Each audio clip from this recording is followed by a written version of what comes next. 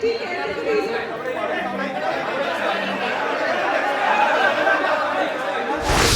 Video record ചെയ്യുന്നുണ്ട്. നിങ്ങൾ പറയുന്നത് വെള്ളം ഉണ്ടാക്കുന്നവരെ ഫേസ് റെക്കഗ്നിഷൻ സോഫ്റ്റ്വെയർ വരെ ഇവിടെ പോലീസിൻ്റെ കയ്യിലുണ്ട്. നിങ്ങൾ ചെയ്യുന്നതിന് മുന്നിൽ മനസ്സിലാവും ആരാണെന്ന്. KSEBക്കാരാണോ ബഹളം ഉണ്ടാക്കുന്ന ആരാണ്?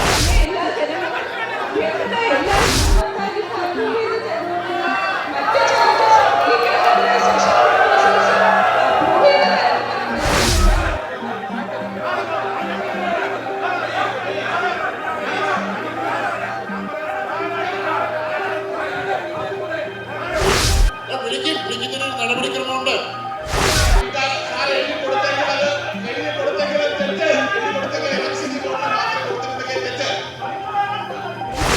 എല്ലാവരും സംസാരിക്കണ്ട, അവരെ സംസാരിക്കുന്നവരെ കേൾക്കാൻ അനുവദിക്കണം.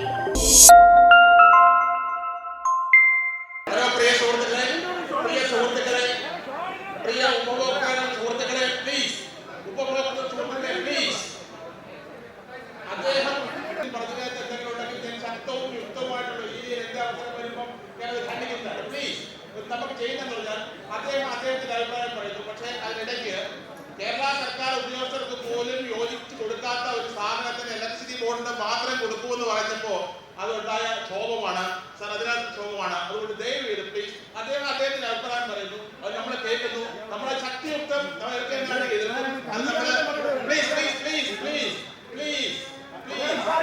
അപ്പൊ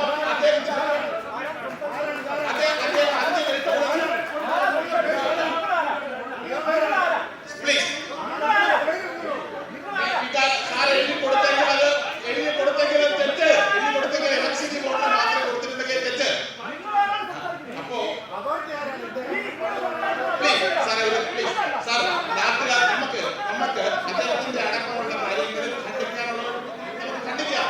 പ്ലീസ് അതുകൊണ്ട് അദ്ദേഹത്തിന് 2 മിനിറ്റോ 3 മിനിറ്റോ വേണമെന്നുണ്ടെങ്കിൽ സാർ അത് അദ്ദേഹത്തിന് ഒരു മിനിറ്റ് സാർ. അപ്പോ നമ്മള് ഒരു ശബ്ദമായിട്ട് അദ്ദേഹം വന്നു.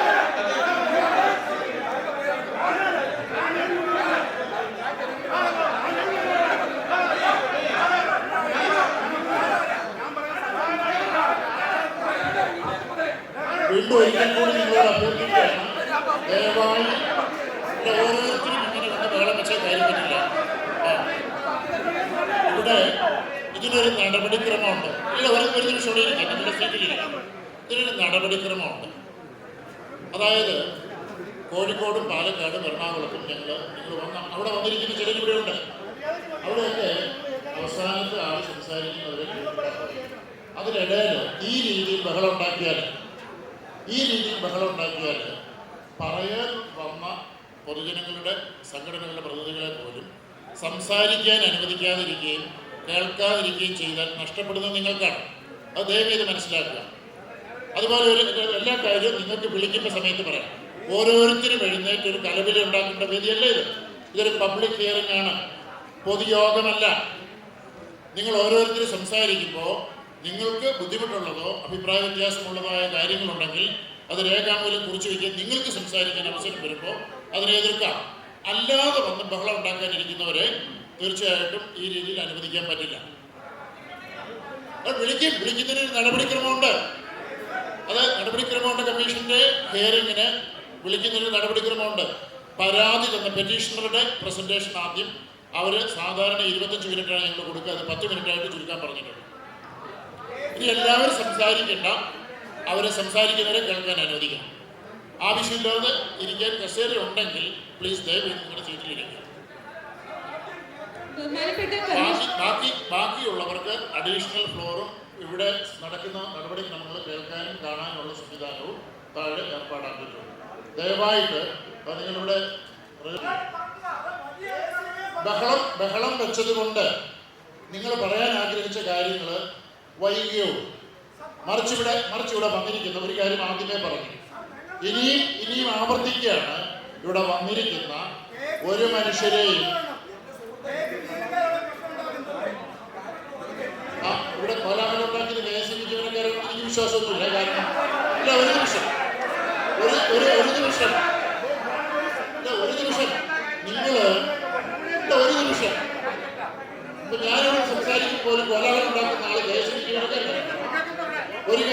മനസ്സിലാക്കുക. നിങ്ങൾ ഇവിടെ വ്യത്യസ്തമായ അഭിപ്രായങ്ങളും ആശയങ്ങളുള്ള ആളുകളുണ്ട്. ഒരു ജനാധിപത്യ സംവിധാനത്തിൽ നമ്മൾ മറ്റുള്ളവരുടെ അഭിപ്രായങ്ങൾ കേൾക്കുകയും സഹിഷ്ണുതയോടെ അവരെ പറയാൻ അനുവദിക്കുകയും ചെയ്യുക എന്നുള്ളത് സാമാന്യ മര്യാദയാണ്. രണ്ട്, ഒരു സൈഡിൽ നിന്ന് ഒരു വിഭാഗം ആൾക്കാർ എതിർത്താൽ മറുവിഭാഗം വേളം വെച്ചാൽ ഞങ്ങൾക്കൊന്നും ചെയ്യാനില്ല. അതൊരു ക്രമസമാധാന പ്രശ്നമേ ആവുള്ളൂ. രണ്ട്, ഇവിടെ കൃത്യമായിട്ട് വീഡിയോ റെക്കോർഡ് ചെയ്യുന്നുണ്ട്. നിങ്ങൾ പറയുന്നത് ബഹളം ഉണ്ടാക്കുന്നവരുടെ ഫേസ് റെക്കഗ്നിഷൻ സോഫ്റ്റ്വെയർ വരെ ഇവിടെ പോലീസിൻ്റെ കയ്യിലുണ്ട്. നിങ്ങൾ ചെയ്യുന്നതിന് മുന്നിൽ മനസ്സിലാവും ആരാണെന്ന്. KCB-ക്കാരാണോ ബഹളം ഉണ്ടാക്കുന്ന ആരാണെന്ന് തിരിച്ചറിയുമെന്നാണ് പറഞ്ഞത്. അതല്ലാതെ വെറുതെ ആക്ഷേപിക്കണ്ട. നിങ്ങൾ സംസാരിക്കും. 10 മിനിറ്റ് സമയം. ബഹുമാനപ്പെട്ട റെഗുലേറ്ററി കമ്മീഷൻ, ഇവിടെ സന്നിധരായിരിക്കുന്ന മാന്യരായ ഉപഭോക്താക്കളെ, KCB-യുടെ ചെയർമാൻ ആൻഡ് മാനേജിംഗ് ഡയറക്ടർ, മറ്റു ഡയറക്ടർമാരെ, ഇവിടെ മറ്റു ഓഫീസർമാരെ, എനിക്കിവിടെ കുറച്ച് കാര്യങ്ങൾ പറയാനുള്ളൂ. ദയവായി ഒന്ന് കേൾക്കുക.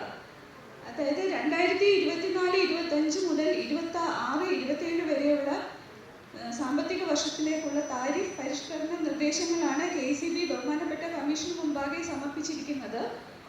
ഇതിൻ്റെ ഈ പെറ്റീഷൻ KCB-യുടെ വെബ്സൈറ്റിലും ബഹുമാനപ്പെട്ട കമ്മീഷൻ്റെ വെബ്സൈറ്റിലും പത്രത്തിലും 3 പത്രങ്ങളിലും പബ്ലിഷ് ചെയ്തിട്ടുണ്ട്.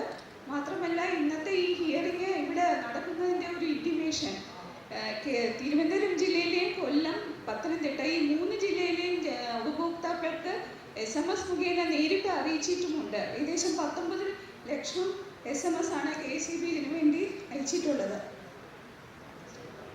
2021 നവംബറിലാണ് ബഹുമാനപ്പെട്ട commission multi year tariff regulations 5 വർഷത്തേക്കുള്ള വരവ് ചെലവ് കണക്കുകൾ എങ്ങനെ കണ്ടുപിടിക്കണം എന്നുള്ള ചട്ടങ്ങൾ പുറപ്പെടുവിച്ചത്.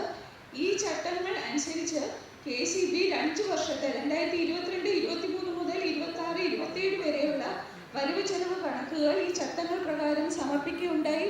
അതുപോലെ തന്നെ 5 വർഷത്തെ താരിഫ് പെറ്റീഷനും സമർപ്പിക്കുകയുണ്ടായി. കമ്മീഷൻ ഇതെല്ലാം സൂക്ഷ്മമായി പരിശോധിച്ചതിന് ശേഷം ജൂൺ 2022 ഉത്തരവ് പുറപ്പെടുവിച്ചു. ഈ 5 വർഷത്തേക്കുള്ള റവന്യൂ കമ്മി അംഗീകരിച്ചു തന്നിട്ടുണ്ട്. അതാണ് ഇവിടെ കാണിച്ചിരിക്കുന്നത്. കൂടാതെ 2022-23 110 കോടിയുടെ ഒരു താരിഫ് റിവിഷനുമാണ് അനുവദിച്ചു തന്നിരുന്നത്.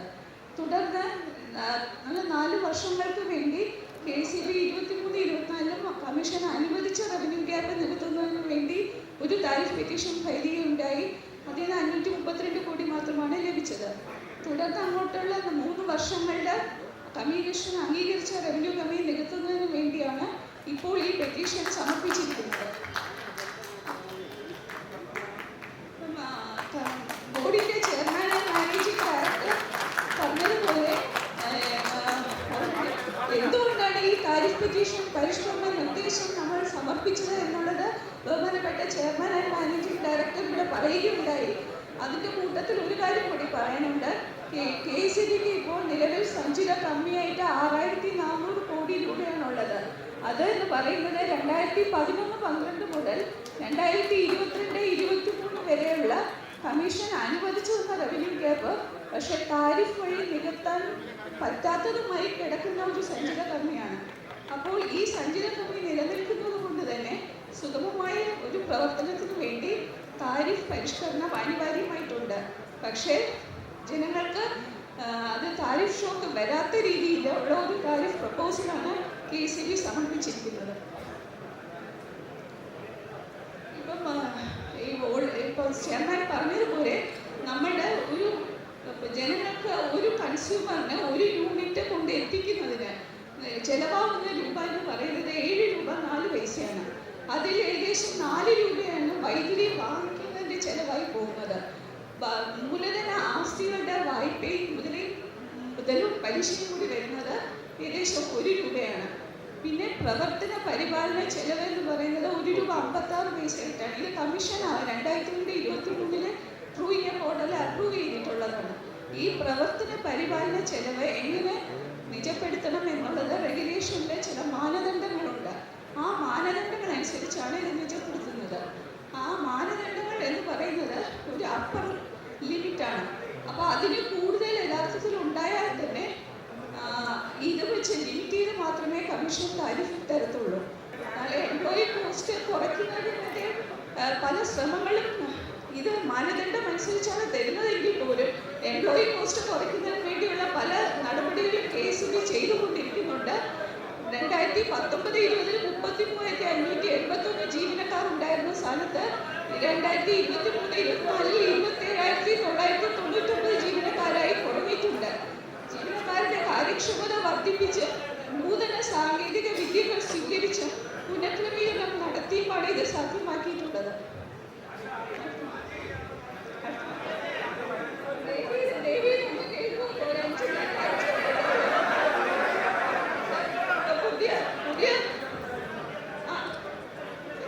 പുതിയ നിർദ്ദേശങ്ങളുടെ ഒരു സമ്മറിയാണ് ഇവിടെ കാണിച്ചിരിക്കുന്നത്. 2024-25 പ്രപ്പോസ് ചെയ്തിരിക്കുന്നത് 30 പൈസയുടെ ഒരു വർധനയാണ് പ്രപ്പോസ് ചെയ്തിരിക്കുന്നത്. യഥാർത്ഥത്തിൽ 2024-25 റവന്യൂ കമ്മി അംഗീകരിച്ച റവന്യൂ കമ്മി നികത്തുന്നതിന് വേണ്ടി 50 പൈസയുടെ വർധന ആവശ്യമുണ്ടെങ്കിൽ പോലും KCB വെറും 30 പൈസ മാത്രമേ ആവശ്യപ്പെട്ടിട്ടുള്ളൂ. അതുപോലെ 25-26 20 പൈസയും 26-27 2 പൈസയും മാത്രമാണ് ആവശ്യപ്പെട്ടിരിക്കുന്നത്. ഇത് 2024-25 മുതൽ 26-27 വരെ ആദ്യത്തെ ജനുവരി തൊട്ട് മെയ് വരെയുള്ള 5 മാസങ്ങളിൽ നമുക്ക് അധികമായി പവർ പർച്ചേസ് ചെയ്യേണ്ട ആവശ്യമുള്ളത് കൊണ്ടും ഈ കമ്മി നികത്തുന്നതിന് വേണ്ടി ആ മാസങ്ങൾ മാത്രം ഒരു 10 പൈസയും കൂടി അധികമായിട്ട് ആവശ്യപ്പെട്ടിട്ടുണ്ട്. എന്നാൽ ഈ വർധനയിൽ നിന്നും 50 യൂണിറ്റ് വരെ പ്രതിമാസം ഉപയോഗിക്കുന്ന ഗാർഹിക ഉപഭോക്താക്കളെയും കാർഷിക ഉപഭോക്താക്കളെയും വൃദ്ധസദനങ്ങൾ, അനാഥാലയങ്ങൾ, അംഗനവാടികൾ എന്നിവ ഉൾപ്പെടുന്ന 80-60 കാറ്റഗറിയിൽ ഒഴിവാക്കിയിട്ടുണ്ട്. ഏകദേശം 32 ലക്ഷം കൺസ്യൂമേഴ്സിനാണ് ഇതിൻ്റെ ബെനിഫിറ്റ് കിട്ടുന്നത്. ഗാർഹിക വിഭാഗം 3 ഫേസ് ഉപഭോക്താക്കൾക്ക് ഘട്ടഘട്ടമായി കണക്റ്റഡ് ലോഡിൻ്റെ അടിസ്ഥാനത്തിൽ ഫിക്സഡ് ചാർജ് ഏർപ്പെടുത്താനും KCB പ്രപ്പോസ് ചെയ്തിട്ടുണ്ട്. അതിന് ഗാർഹിക വിഭാഗത്തിന് കിലോവാട്ടിന് 35 രൂപ നിരക്കിലും LT-6C ജനറൽ കാറ്റഗറിക്ക് കിലോവാട്ടിന് 30 രൂപയുമാണ് പ്രപ്പോസ് ചെയ്തിരിക്കുന്നത്. 10 കിലോമീറ്റർ താഴെയുള്ള വ്യാവസായിക ഉപഭോക്താക്കളെയും അനാഥാലയങ്ങൾ, അംഗനവാടികൾ, വൃദ്ധസദനങ്ങൾ എന്നിവയെ ഇതിൽ നിന്ന് ഒഴിവാക്കിയിട്ടുണ്ട്. അപ്പോൾ ഇതാണ് ഒരു വർധനവിൻ്റെ മൊത്തം ഒരു സമ്മറി. ഇതാണ് 2024-25 വെറും 4.45% വർധന മാത്രമാണുള്ളത്. 25-26 2.75%, 26-27 4.25% മാത്രമാണ്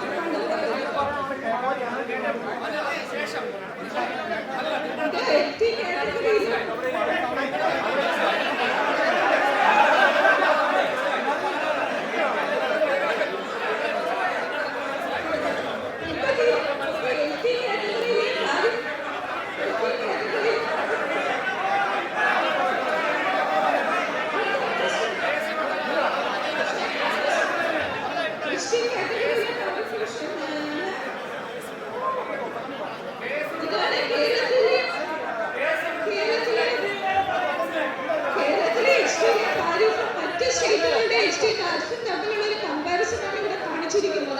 ഇത് കാണുമ്പോൾ തന്നെ അറിയാം കേരളത്തിലെ താരിഫ് മറ്റുള്ള സൗത്ത് ഇന്ത്യയിലെയും മറ്റ് പ്രധാനപ്പെട്ട സ്റ്റേറ്റുകളെക്കാട്ടിലും താരിഫ് കുറവാണ് എന്നാണ് ഇവിടെ കാണിക്കുന്നത്. ഇതിപ്പോൾ കേരളത്തിൻ്റെ അകത്തുള്ള ഒരു ഇൻഡസ്ട്രിയൽ കൺസ്യൂമർ മറ്റ് സ്റ്റേറ്റുകളിൽ പോയാൽ അവർക്കുണ്ടാകുന്ന മന്ത്ലി ഇലക്ട്രിസിറ്റി ചാർജ് എങ്ങനെ മാറും എന്നുള്ളതാണ് ഇവിടെ കാണിച്ചിരിക്കുന്നത്.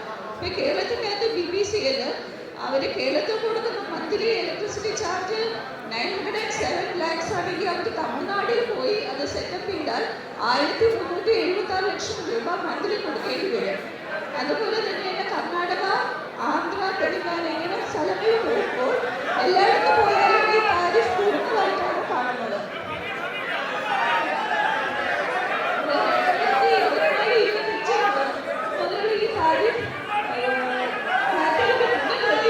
വേണ്ടിയുള്ള ശുപാർശകൾ KCB സമർപ്പിച്ചിട്ടുണ്ട്. ഗവൺമെന്റ് സബ്സിഡിയും റിലീഫും ഇപ്പോഴത്തെ താരിഫ് ഓർഡർ അനുസരിച്ച് പല കാറ്റഗറികൾക്കും കൊടുക്കുന്നുണ്ട്.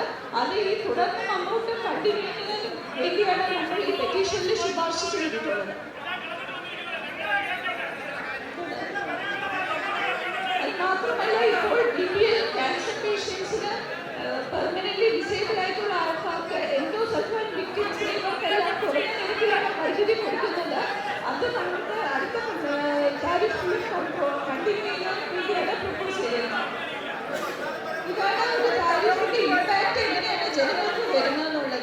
മാക്സിമം 250 യൂണിറ്റ് വരെ ഉപയോഗിക്കുന്ന, അതായത് 95% ഡൊമസ്റ്റിക് കൺസ്യൂമേഴ്സ് മാക്സിമം 250 യൂണിറ്റ്സ് എടുക്കുന്നവരാണ്. അവർക്ക് മാക്സിമം ഒരു ദിവസം വരുന്ന ഇൻക്രീസ് എന്ന് പറയുന്നത് ഒരു 2 രൂപ 73 പൈസയാണ്. ഇനി ഗ്രീൻ താരിഫ് 77 പൈസ.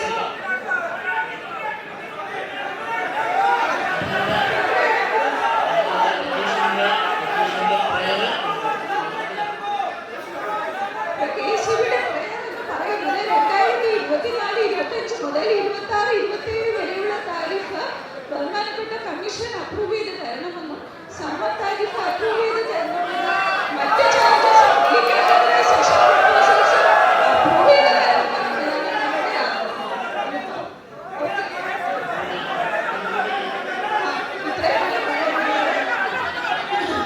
പിന്നെ എല്ലാ ജനങ്ങളും അഭ്യർത്ഥന, എല്ലാവരും ആയിട്ട് ഒന്ന് സഹകരിക്കണമെന്ന്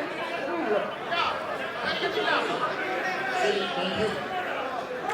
നമ്മുടെ പ്രസിഡന്റ് ഓർഡർ